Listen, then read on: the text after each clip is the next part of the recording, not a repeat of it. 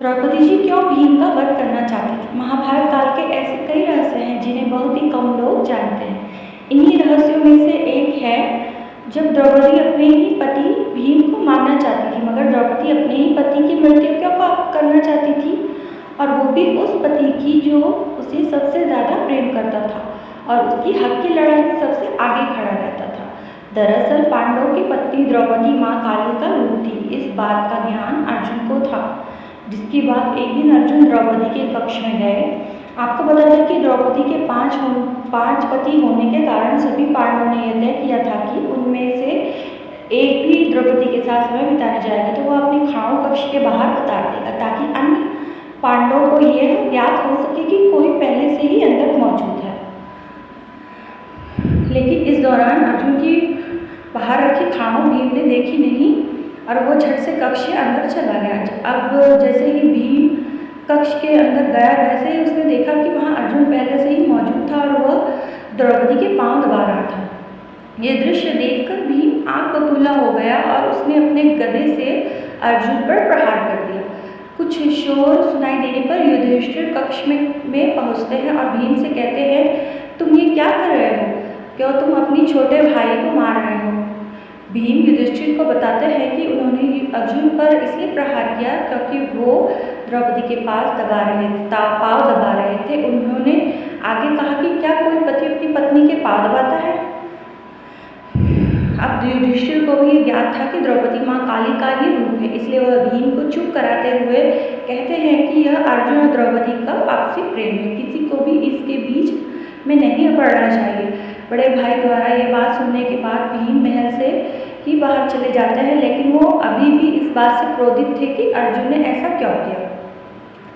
क्रोधित भीम अब महल में कभी वापस नहीं आना चाहते थे और सुबह से ही चलते चलते अब भीम को रात हो जाती है।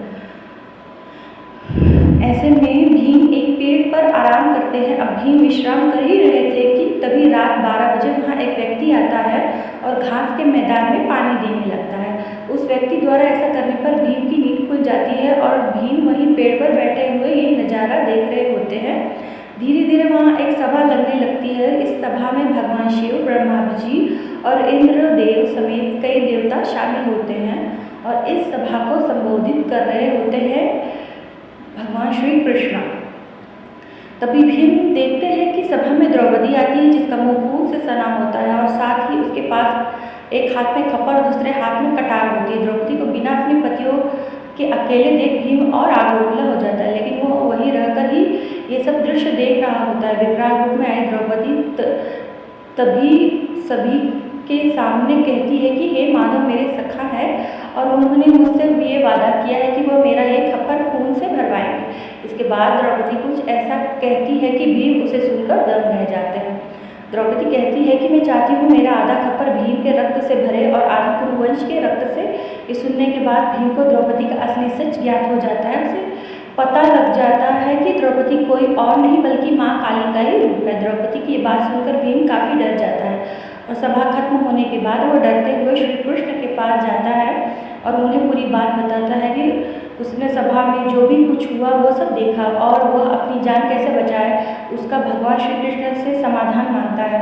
इस पर श्री कृष्ण भीम को बताते हैं कि द्रौपदी महाकाली का रूप है और उनका ये जन्म केवल खप्पर भरने के लिए ही हुआ है।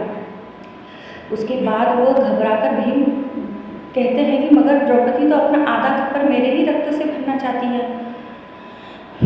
जिसके बाद श्री कृष्ण भीम को उसका समाधान बताते हुए कहते हैं, हे भीम तुम चुपचाप अपने कक्ष में जाओ और भोजन मत करना, चाहे जो हो जाए। जब तक द्रौपदी तुम्हें भोजन के लिए मनाने ना आए तब तक तुम अन्न को हाथ भी मत लगाना।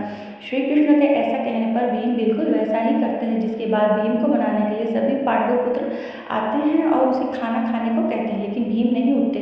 जब काफ़ी देर तक भीम नहीं उठते तो द्रौपदी भीम को भोजन करने के लिए कहती है, जिस पर भीम द्रौपदी से कहते हैं कि वह केवल एक ही शर्त पर भोजन करेंगे, यदि द्रौपदी उनका मनचाहा वरदान उनको दे दे तो। भीम द्वारा ऐसा कहने पर द्रौपदी राजी हो जाती है और भीम द्रौपदी से वरदान मांगते हैं कि हे द्रौपदी पांडु के 5 संतानों को बख्श दो। इस पर द्रौपदी कहती है तथास्तु और इस प्रकार भीम की जान बच जाती है। जय श्री राधे कृष्णा। ओम भगवते वासुदेवाय नमः। ओम नमो नारायण।